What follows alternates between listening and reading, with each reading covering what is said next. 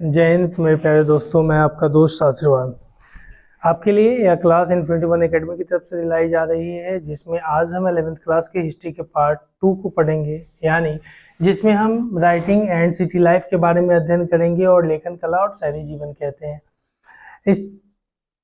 इससे पहले भी हमने बहुत सारी वीडियो इसकी 11th क्लास की हिस्ट्री की डाल रखी है और इसके बाद हम फिर दूसरे चैप्टर को थर्ड चैप्टर को देखेंगे। लेकिन उससे पहले इसमें देखिएगा कि लेखन कला और शहरी जीवन में क्या क्या कहता है, या जो किस बेस पर यह अध्ययन है उसके बारे में हम चर्चा करते हैं। ध्यान दीजिएगा, जिसमें कहता है शहरी जीवन की शुरुआत मेसोपोटामिया में हुई और फरात और दजला नदी के बीच स्थित यह प्रदेश आजकल इराक गणराज्य का हिस्सा है। यह आज अगर बात करते हैं तो यह जो दजला फरात है यह इराक का आज हिस्सा है। यह जो हम अध्ययन कर रहे हैं यह इराक का हिस्सा है, यानी पार्ट्स ऑफ इराक है, उसके बारे में हम अध्ययन कर रहे हैं। मेसोपोटामिया की सभ्यता अपनी संपन्नता, शहरी जीवन, विशाल एवं समृद्ध साहित्य, गणित और खगोल विद्या के लिए जानी जाती थी। यह गणित और खगोल विद्या के लिए भी जानी जाती थी। हम इसके बारे में अध्ययन करते हैं। उसी चीज को कहता है city life began in Mesopotamia, the land between the Euphrates and the Tigris rivers that is now parts of the Republic of Iraq. Mesopotamia civilization is known for its prosperity, city life, its voluminous and rich literatures, and its mathematics and astronomy. उसी तरह से हम देखते हैं कि ये जो सभ्यता है, यह जो मेसोपोटामिया की सभ्यता है, ये यूनानी भाषा के दो शब्दों से बनी हुई है, जो मेसो और पोटामस से बनी हुई है। और मेसो का अर्थ होता है मध्य और पोटामस का मतलब होता है नदी, क्योंकि दो नदियों के बीच की है, दजला और फरात जो उस नदियों के बीच की है। और इसकी फेमस जो प्रसिद्धि के कारण क्या रहे हैं, इनकी संपन्नता के जो कारण रहे हैं, जिसमें अगर हम अध्ययन कर सकते हैं तो आप देखते हैं इनमें संपन्न थे, यह शहर संपन्न थे, शहरी जीवन भी थे, विशाल एवं समृद्ध साहित्य भी थे, और खगोल विद्या के लिए भी यह जाना जाता है। उसी तरह से मेसोपोटामिया की राइटिंग सिस्टम जो थी उसकी, एंड उसके बाद हिज लिटरेचर, मेडिटेरियन सी एरिया, और यह मेडिटेरियन भूमध्य सागर के मध्य पड़ता था, इसलिए यह और बफर जोन का काम करता था। एंड सीरिया तथा तुर्की में 200 बीसी के बाद फैला।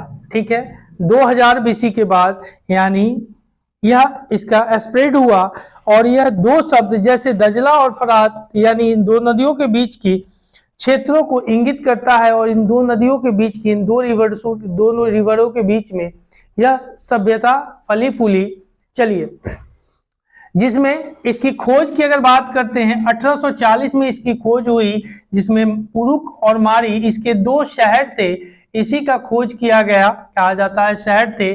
और यूरोप वासियों के लिए यह इसलिए महत्वपूर्ण मेसोपोटामिया है कि बाइबल के ओल्ड टेस्टामेंट में इसके बारे में वर्णित कुछ शब्द हैं, जिसके कारण कहता है 1100 ईस्वी से जब अर्सियाइयों ने उत्तर में अपना राज्य स्थापित कर लिया, और तब उस क्षेत्र की अर्सिया यानी अर्सिरिया कहा जाने लगा। ठीक है, अर्सियाई द्वारा इस क्षेत्र की जब अपना राज्य स्थापित किया गया तब उसको अर्सिया कहा जाने लगा।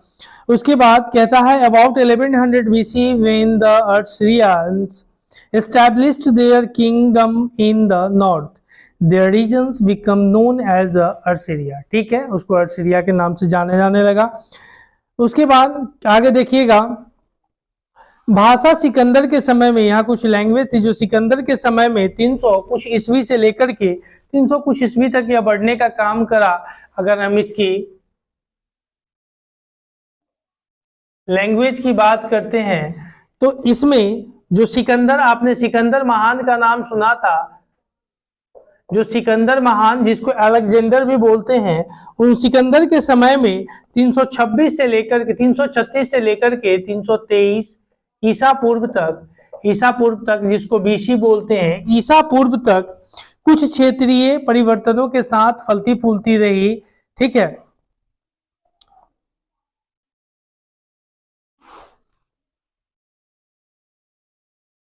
ठीक है, उसी के बाद 1400 ईस्वी ईसा पूर्व से धीरे धीरे अरमाई का, यानी ये जो भाषा है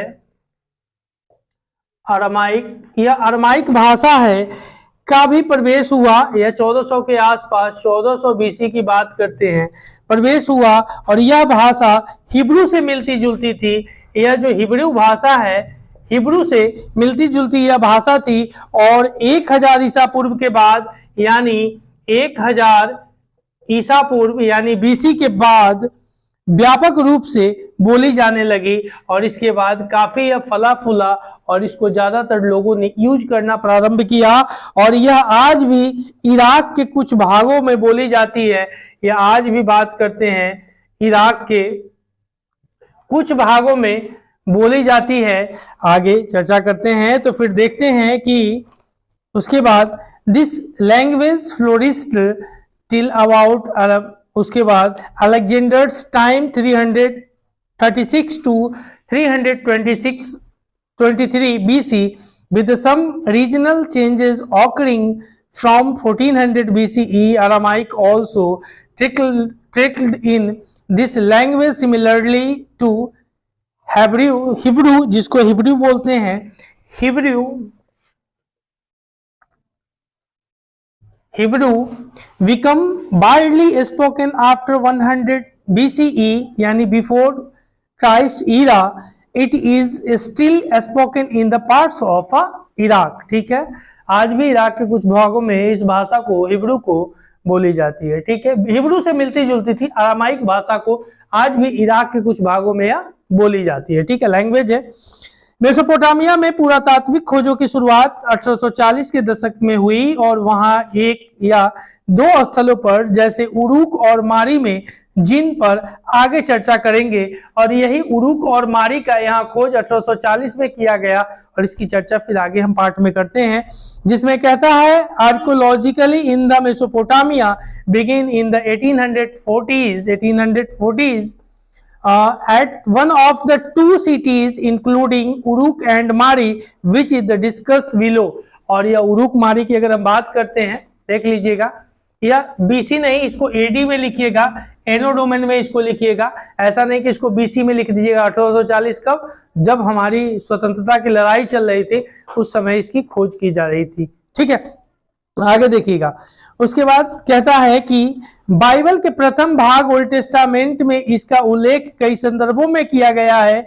उदाहरण के लिए ओल्ड टेस्टामेंट में book of Genesis, Old Testament में बुक ऑफ जेनिस में सिमार का उल्लेख है, और जिसका तात्पर्य अर्थात सुमेर ईंटों में बने शहरों की भूमि के बारे में इसका उल्लेख मिलता है। यानी इसीलिए यूरोपवासी के लिए यह सभ्यता महत्वपूर्ण हो जाती है। ठीक है, इंपॉर्टेंट होती है। आगे देखिएगा, उसी चीज को कहा रेफरेंसेस टू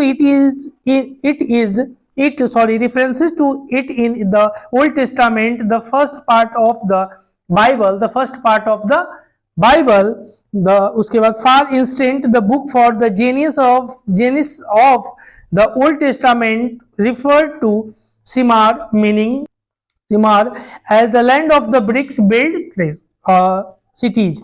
ठीक है, आगे देखिए, कहता है यूरोप में यात्री और द्विजन यानी मेसोपोटामिया को एक तरह से अपने पूर्वजों की भूमि मानते थे।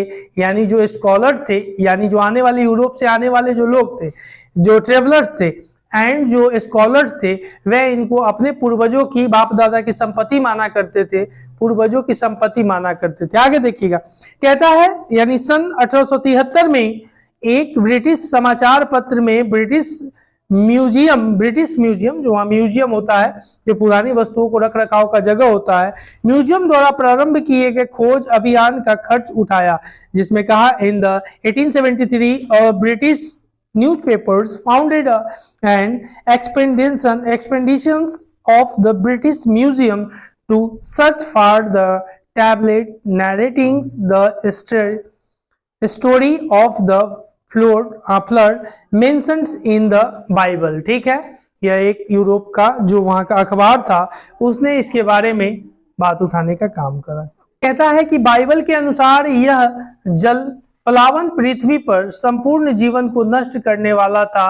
According to the Bible the flood was meant to destroyed all life of earth. ठीक है, जो यहाँ फ्लड आया था सभ्यता को खत्म करने के बहुत सारे, कभी कुछ लोग बताते हैं कि कहीं आग लग जाते हैं, कहीं दाहर आ जाते हैं, बाढ़ आ जाते हैं, या सारे क्या है सभ्यता को नष्ट होने, विनाश होने के कारण।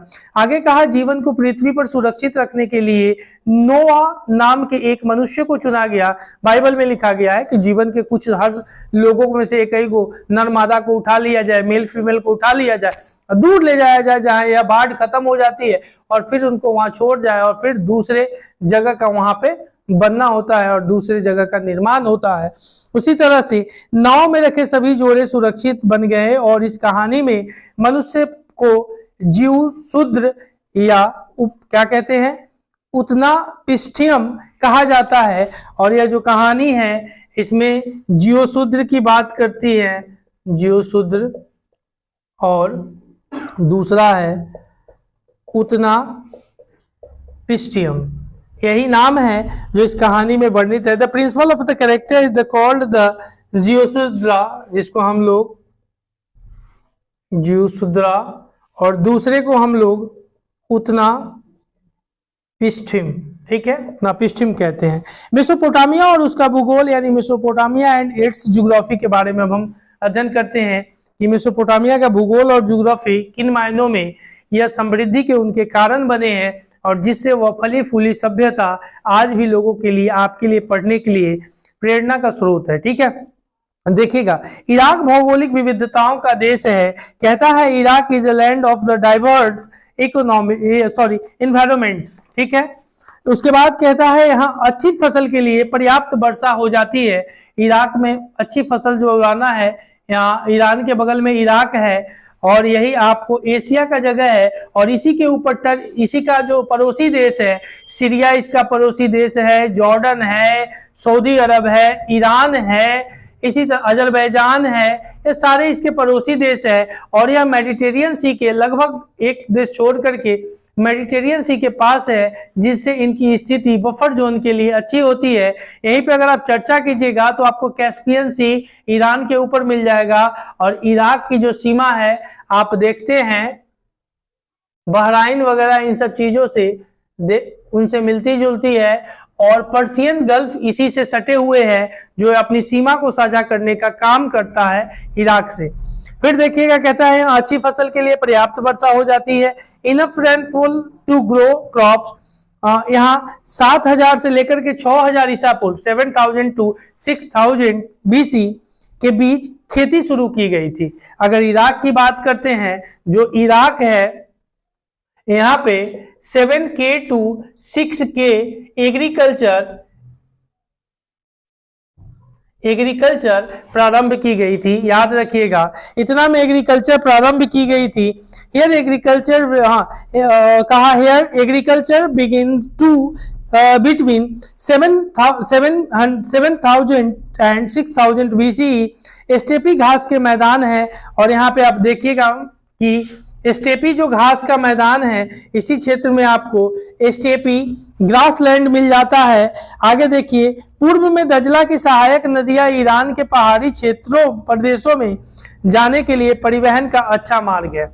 यहाँ पे कहता है ट्रांसपोर्टेशन के लिए जो यहाँ पे ईस्ट की तरफ जो नदियां हैं, दजला की सहायक नदी है, वह यहाँ के लिए पहाड़ी क्षेत्रों के लिए जो ट्रांसपोर्टेशन है वह सुनिश्चित करने का काम करती है, और अच्छा साधन है। और दक्षिणी भाग एक रेगिस्तान है, जो साउथ वाला पार्ट जो आप देखते हैं दक्षिणी भाग वह रेगिस्तान है, जिसको सहारा क्षेत्र भी हम आगे चल करके सहारा वगैरह के बारे में देखते हैं। यही वह स्थान है जहां सबसे पहले नगरों और लेखन प्रणाली का प्रादुर्भाव हुआ था, मतलब उदय होने का काम हुआ था। इराक वाले क्षेत्र को हम कह रहे हैं। ठीक है, कहा to the east यानी tributaries of the Tigris provide routes of the communication into the mountains of Iran। ठीक है, उसके बाद कहा the south is the desert and this is where the first cities and writing emerged। ठीक है, आगे कहा फरात और जदला नाम की नदियां उत्तरी पहाड़ों से निकलकर अपने साथ उपजाऊ बारीक मिट्टी लाती थी। जिस तरह से आप देखते हैं आज नॉर्थ की नदी निकल करके 3 मुख्य नदी है जो भारत को फली फूल करने का काम करता है, जिसमें आप सिंधु नदी देखते हैं, ब्रह्मपुत्र नदी देखते हैं और आप गंगा नदी देखते हैं। गंगा भारत में निकलती है, बांग्लादेश में खत्म होती है और यह बंगाल की खाड़ी में जाकर के गिर जाती है बांग्लादेश होते हुए। उसी तरह से यह 2 नदियां नॉर्थ की तरफ से ही निकलती थी। और फिर हम चर्चा करते हैं तो कहते हैं कि फरात नदी रेगिस्तान में प्रवेश करने के बाद कई धाराओं में बटकर बहने लगती थी। After the Euphrates has entered the deserts, its water follows out into small canals। ठीक है, वह छोटे छोटे पार्ट में बट करके बहने लगती थी। फिर उसी चीज को कहता है लेकिन हमें यह सोचने की गलती नहीं करनी चाहिए कि शहरों का विकास केवल ग्रामीण समृद्धि के बल पर ही हुआ है। Let us not however make the mistake to thinking that cities grew simply because of rural prosperity। ठीक है, आगे देखिएगा मेसोपोटामिया के प्राचीनतम नगरों का निर्माण कांस्य युग यानी लगभग 3000 ईसा पूर्व में शुरू हो गया था। जो कांस्य युग हुआ था उसी समय इसका ब्रॉन्ज एज इसको कहते हैं। 3000 ईसा पूर्व में यानी 3000 BC में इसका निर्माण शुरू हो गया था। उसी चीज को हम देखते हैं the earliest cities in the Mesopotamia date back to the Bronze Age 3000 BC। ठीक है, आगे देखिए मेसोपोटामिया हथियार भी कांसे के बने होते थे और उदाहरण के लिए भालों की नोकें कांसे की बनी होती थी।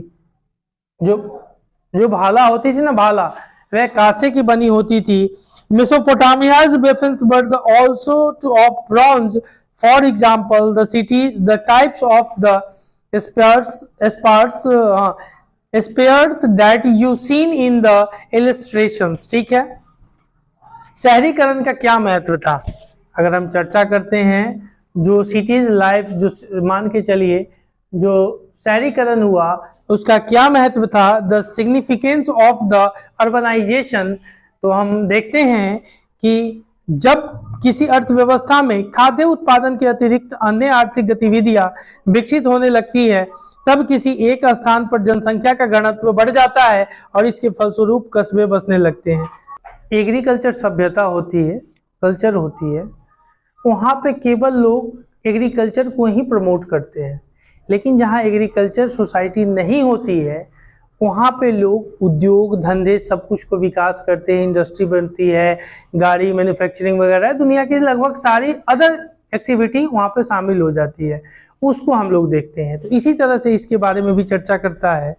कहता है it is when and economic develops in, उसके बाद aspects other than food productions that is becomes an advantage for people is a cluster in towns। ठीक है, देखिएगा कांसे के औजार बनाने वाले भी धातु तांबा या रांगा टीन लाने के लिए खुद बाहर नहीं जाता था, यानी सब यहीं मिल जाता था। साथ ही उसे ईंधन के लिए हरदम लकड़ी के कोयले की जरूरत रहती है और इस प्रकार श्रम विभाजन यानी डिवीजन ऑफ लेबर शहरी जीवन की विशेषता है। ठीक है, यानी डिवीजन ऑफ लेबर मतलब हर कार्य के लिए जो बंटवारा किया गया है श्रमिकों का, उसके बारे में कहता है। चलिए, शहरों में माल की आवाजाही यानी movement of the goods into cities, जिसमें कहा इसलिए हमारे विचार में प्राचीन काल के मेसोपोटामियाई लोग संभवतः लकड़ी का रंगा चांदी सोना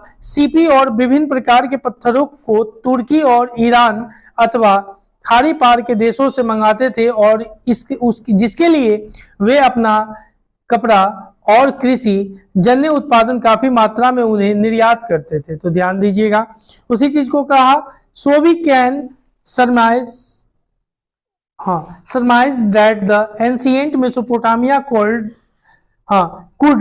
हैव ट्रेड। जो मेसोपोटामिया ट्रेड थी, जो मेसोपोटामिया ट्रेड की अगर बात करते हैं जो ट्रेड थी, इस ट्रेड में आप देखते हैं देयर अबॉर्डेंट, उसके बाद textiles and the agriculture produce for wood, coppers, tin, अगर हम बात करते हैं copper, tin, silver, gold, sale and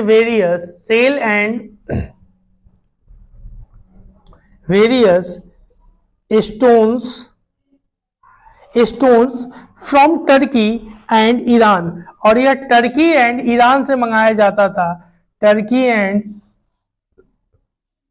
Iran से मंगवाया जाता था, टर्की एंड ईरान से यह मंगवाया जाता था। उसके बाद लेखन कला का विकास, द डेवलपमेंट ऑफ राइटिंग कैसे हुआ, जरा चर्चा करते हैं, जिसमें कहता है मेसोपोटामिया में जो पहली पट्टिकाएं यानी जो टैबलेट्स पाई गई है वे लगभग 3200 ईसा पूर्व में की है, और उनमें चित्र जैसे चिन्ह और संख्याएं दी गई है, और वहां बैलों, मछलियों और रोटी, उसके बाद रोटियों आदि की लगभग 5000 सूचियां मिली हैं, और जो वहां के दक्षिणी शहर उरुक के मंदिरों में आने वाली और वहां से बाहर जाने वाली चीजों की होंगी। ठीक है, कहा the first Mesopotamian tablets written around 3200 BCE contained pictures like signs and numbers. These were about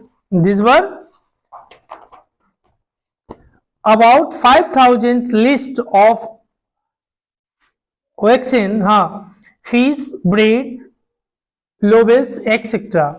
Lists of goods that were brought into or distributed from the temples, उसके temples of Uruku, a city in the south. ठीक है, Mesopotamia के लोग मिट्टी की पट्टिका पर लिखा करते थे, और मिट्टी की जो टैबलेट टाइप का बना करके वह लिखने का काम करते थे मेसोपोटामिया के लोग। ठीक है, मेसोपोटामिया की सबसे पुरानी ज्ञात भाषा सुमेरियन का स्थान 2400 ईसा पूर्व में मिलता है। अगर हम बात करते हैं लैंग्वेज का, सुमेरियन है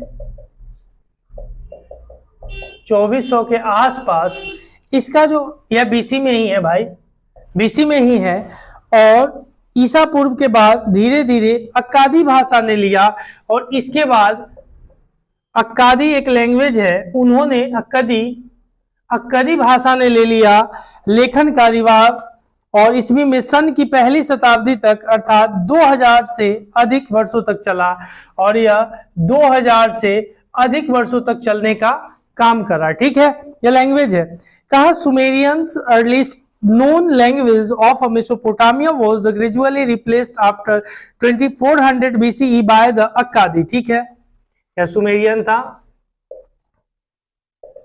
सुमेरियन, उसके बाद अक्कादी देखते हैं हम लोग, अक्कादियन जिसको लिखते हैं अक्कादियन है। ठीक है, उसी चीज को कहा लैंग्वेज, उसके बाद language continue in the until the first century CE, that is far more than 2000 years। ठीक है, आगे देखिएगा लेखन का प्रयोग, द यूजेस ऑफ राइटिंग किस तरह से हुआ, राइटिंग का उसके बारे में कहता है। मेसोपोटामिया की परंपरागत कथाओं के अनुसार उरुकू एक अत्यंत सुंदर शहर था, और जिसे अक्सर केवल शहर और कहकर ही पुकारा जाता था।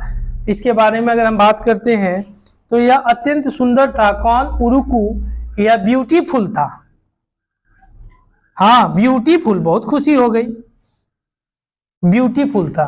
ठीक है, आगे देखिएगा, कहता है in Mesopotamia traditions Uruk was the cities par excellence, often known simply as the city. ठीक है, आगे देखिएगा, सुमेर के व्यापार, जो सुमेर थे उसके व्यापार की पहली घटना को एनमर्क के साथ जोड़ा जाता है। जो सुमेर थी उसको व्यापार जो हुआ था उसके साथ, जो ट्रेड हुआ था, एनमर्क के साथ जोड़ा जाता है। Enmerkar is the associated with the एग्री, उसके बाद कहता है एग्रीनेशियंस of the first trade of Sumer. ठीक है, सुमेर दक्षिण मेसोपोटामिया के शहरीकरण, मंदिरों और राजा यानी अर्बनाइजेशन इन द साउदर्न यानी मेसोपोटामिया, टेम्पल एंड किंग्स, जिसमें कहा सबसे पहला ज्ञात मंदिर एक छोटा सा देवालय मिला था। अगर बात करते हैं टेम्पल्स की यह सबसे यहाँ पे सबसे पहले अगर बात करते हैं एक छोटा सा टेम्पल मिला था, टेम्पल्स मिला था, देवालय था, देवालय हिंदी में बोलते हैं, देवालय था जो कच्ची ईंटों का बना हुआ था। यह कच्ची ईंटों का बना हुआ था, कच्ची ईंटों का बना हुआ था। उसी चीज को कहता है the earliest known as the temple was the small thing made of the unbaked BRICS,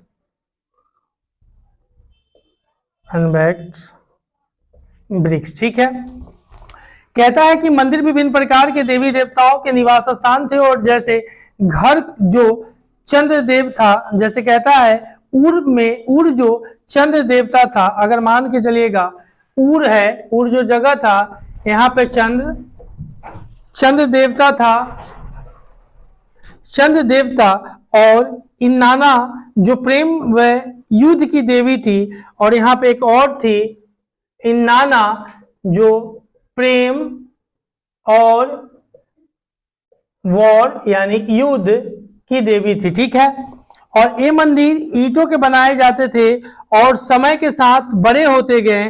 temples were as residences of various God's of the moon God end of उड, यू आर लिखते हैं उड को, उड, और of इनेमन the goddess of the love and war, ठीक है।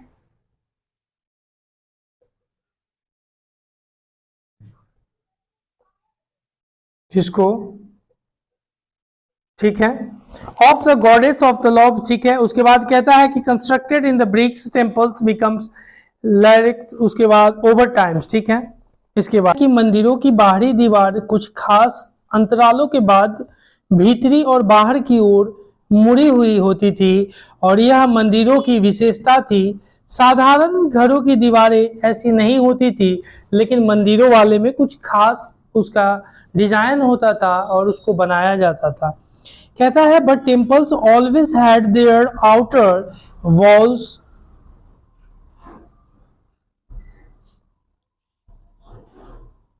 but temples always had their outer walls going in and out at regular intervals, which no ordinary buildings ever had, ठीक है। आराध्य देव सैद्धांतिक रूप से खेतों, मत्स्य क्षेत्रों और स्थानीय लोगों के पशुधन का स्वामी माना जाता था। आराध्य देव जिसको देवी देवता हम कहते थे, उसके बारे में कहता है the god was also the theoretically owner of the agriculture fields, that fisheries and the herbs of the local community, ठीक है। फरात नदी की प्राकृतिक धाराओं में किसी वर्ष तो बहुत ज्यादा पानी बह आता था और फसलों को डुबा देता था, और कभी कभी ये धाराएं अपना रास्ता बदल लेती थी जिससे खेती सूखे रह जाते थे, जैसे कि पुरातात्वीय अभिलेखों से यह पता चलता है, ठीक है। कहा the natural outlet canals of Euphrates would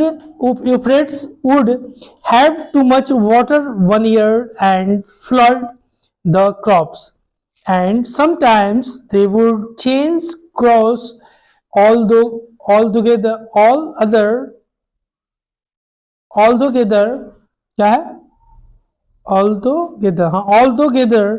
as the archaeological record shows, ठीक है। जो लोग इन धाराओं के ऊपरी इलाकों में रहते थे वे अपने पास की जलधारा से इतना ज्यादा पानी अपने खेतों में ले लेते थे कि जो धारा के नीचे वाले लोगों को पर्याप्त मात्रा में जल नहीं मिलता था, और यह सब उनके विवाद का कारण बनता था और वह आपस में लड़ते झगड़ते भिड़ते रहते थे। फिर आगे देखिएगा, यही सब है।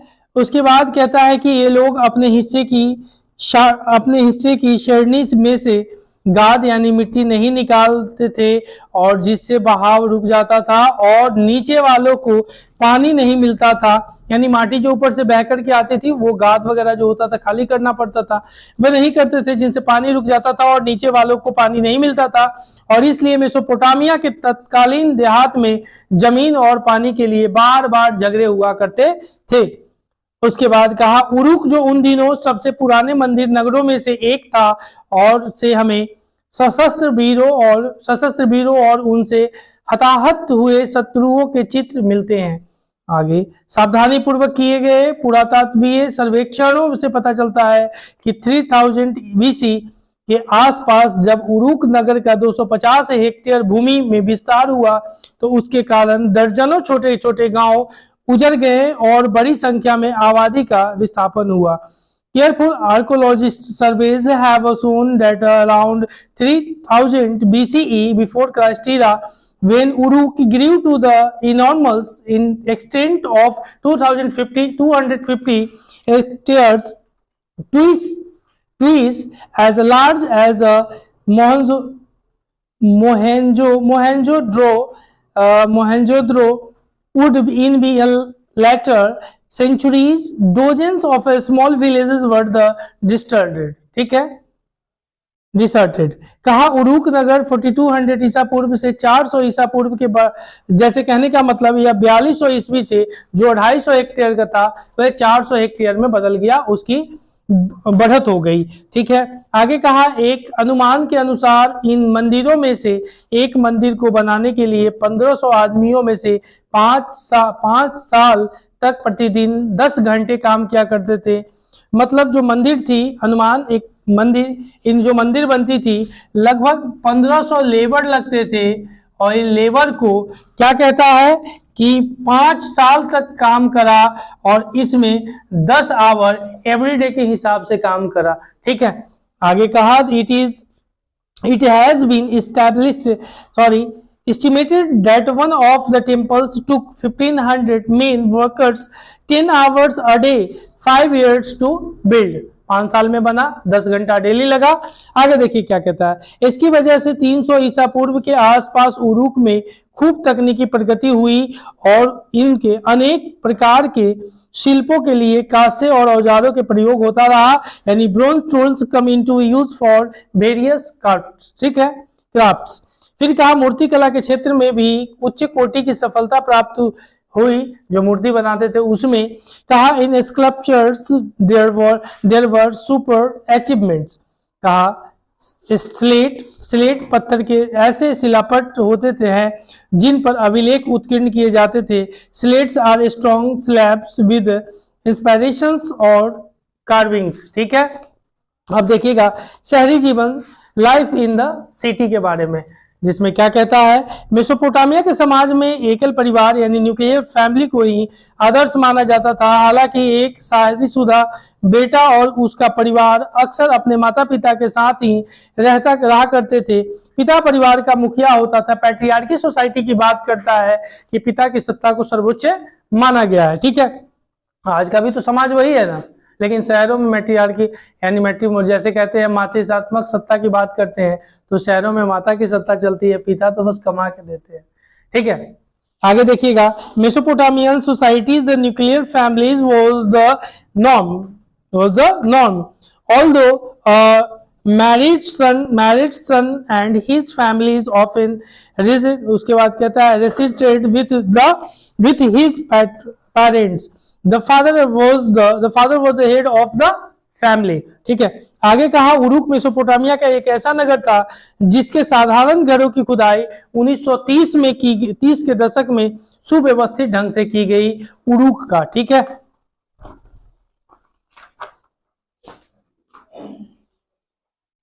चलिए उसी तरह से उसमें कहा Uruk was the town whose ordinary houses were the systematically excavated in the 1930s। ठीक है, आगे देखिएगा कहता है उसमें टेढ़ी मेढ़ी व संकरी गलियां पाई गई उरुक में, और जिससे यह पता चलता है कि पहिए वाली गाड़ियां वहां के अनेक घरों तक नहीं पहुंच सकती थी। मतलब जो व्हील्स वाली जो गाड़ी होती है वह सब घर तक नहीं पहुंच सकती थी। यानी narrow winding streets indicates that wealth craft could not have reached many of the houses. नगर नियोजन की पद्धति का अभाव था, यानी indicate and the absence of town planning. और ये टाउन प्लानिंग का, और यही चीज एक मेसोपोटामिया और इसमें मोहनजोदड़ो की सभ्यता और सिंधु घाटी की सभ्यता भी उसको बोलते हैं।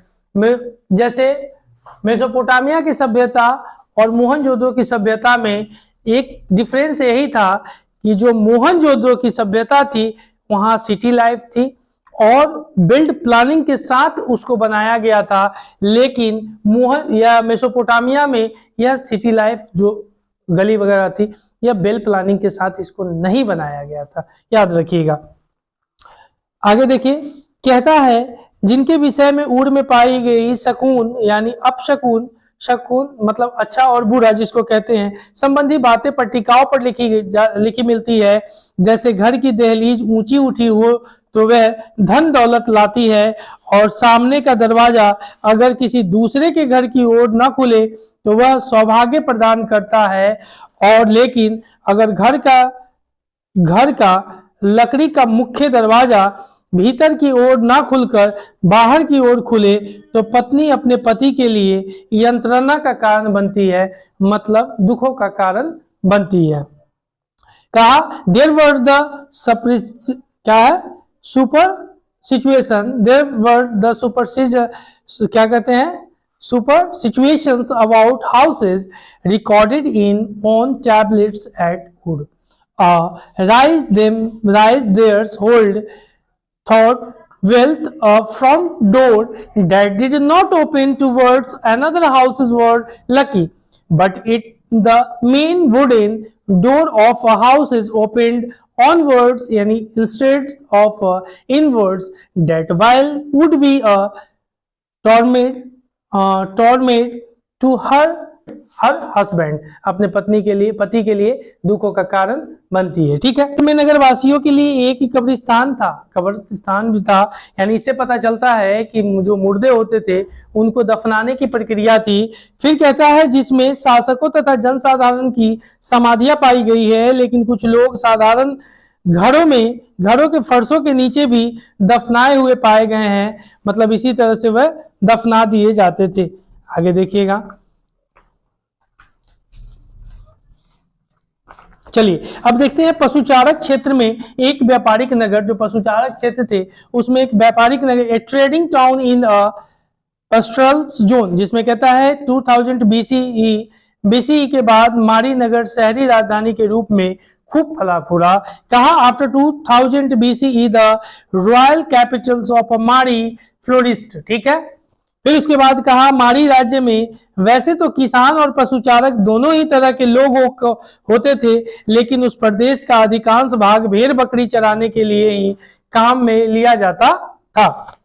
फिर कहा एक गड़िए यानी खाना बदोश होते थे, जो पशु पक्षी जो पशुपालक करते थे वह खाना बदोश होते थे, और कई बार किसानों के गांवों पर हमला बोलकर उनका इकट्ठा किया माल लूट लेते थे।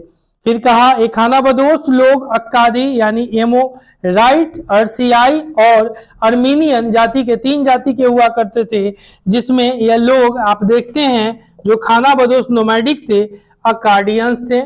फिर आप देखते हैं अमरिटीज होते थे, उसके बाद हम देखते हैं अश्यूरियंस होते थे। यह 3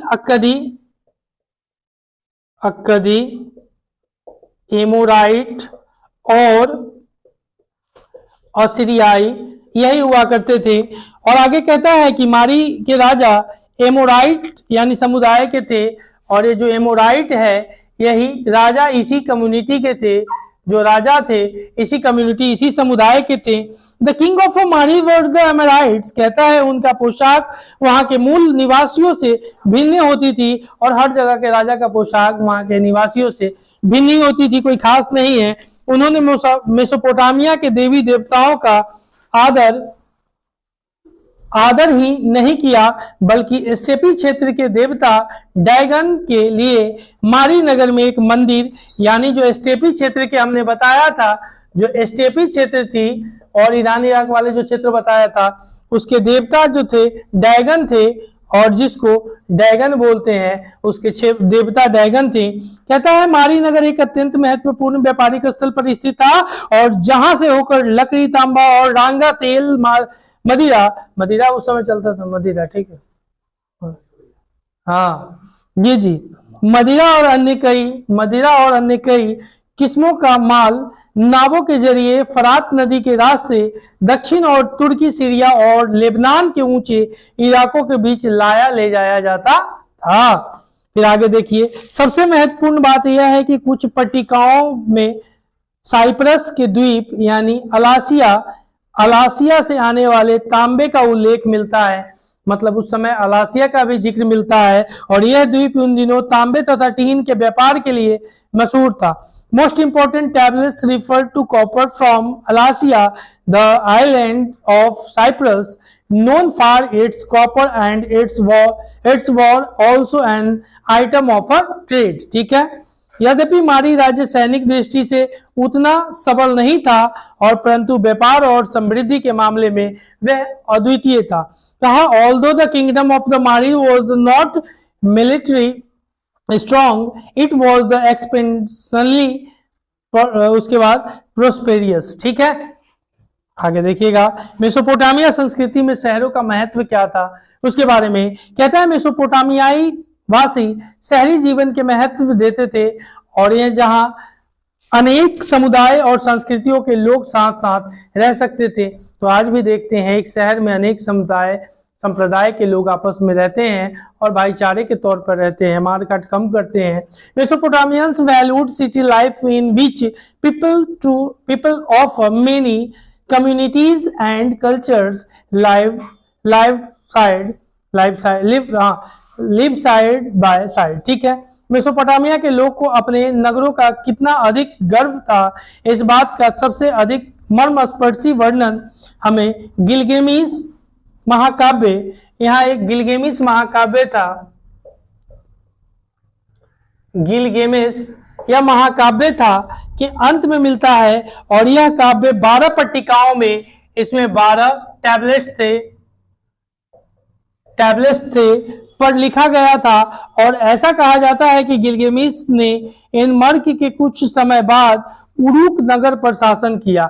जो एनमर्क था ना, एनमार्क, इसके बाद इस पर गिलगेमिस उस पर शासन करने का, इसमें लिखा गया है, शासन किया। फिर आगे देखिए, लेखन कला की देन, इसमें कहता है कि द लीजेसी ऑफ राइटिंग, मरमरसी कहानियों, किस्सों और तरह तरह के वर्णन को तो मौखिक रूप से एक दूसरे को सुनाते हुए जीवित रखा जा सकता है, पर विज्ञान को जीवित रखने के लिए लिखित दस्तावेजों और किताबों की जरूरत पड़ती है ताकि विद्वानों की आगे आने वाली पीढ़ियां उन्हें पढ़ सके। ठीक है, आज हमारी रोजमर्रा की जिंदगी का अचेतन हिस्सा है और मेसोपोटामियाइयों से ही हमें मिला है। ठीक है, आगे देखिए, थोड़ा और है। फिर कहता है समय का उपयुक्त विभाजन सिकंदर के उत्तराधिकारियों ने अपनाया, वहां से वह रोम और फिर इस्लाम की दुनिया को मिला और फिर मध्ययुगीन यूरोप में पहुंचा।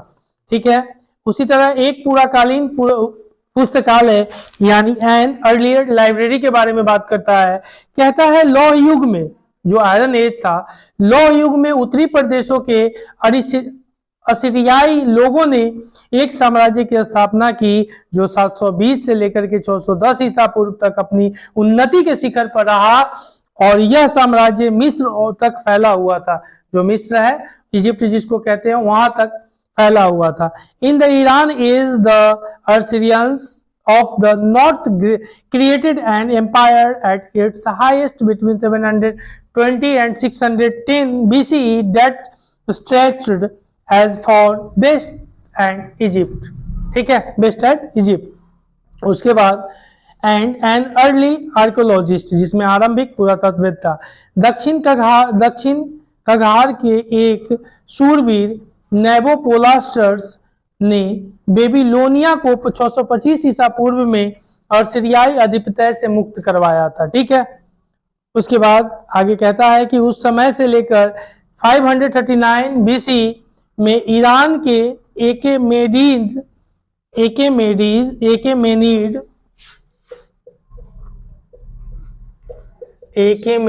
या ईरान के लोग जिसको एकेमेनिड्स द्वारा विजित होने के बाद और 331 ईसा पूर्व में सिकंदर से पराजित होने के तक बेबीलोनिया दुनिया का एक प्रमुख नगर बना। और बेबीलोन यही था जो आगे चलकर के सिकंदर की राजधानी बनती है बेबीलोनिया। और यह अध्याय आपका समाप्त होता है जिसका नाम था राइटिंग एंड सिटी लाइफ। और हम अगली कक्षा में फिर मिलेंगे। जय भारत, जय हिंद।